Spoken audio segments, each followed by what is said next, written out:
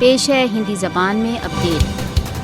मोदी शासन में कश्मीरियों को निरंतर पक्षपात तथा अन्याय का सामना है। भारत द्वारा अवैध रूप से अधिकृत जम्मू कश्मीर में जनता को प्रतिदिन दमन तथा रक्तपात को सहन करना पड़ रहा है। गत 7 दशकों से अधिक समय से कश्मीरी न्याय से वंचित हैं। मोदी के तथाकथित प्रजातंत्र के नाम पर कश्मीरियों को प्रत्येक अधिकार से वंचित किया हुआ है। पक्षपातपूर्ण भारतीय नागरिक न्यायिक व्यवस्था में कश्मीरियों को कभी भी न्याय नहीं दिया।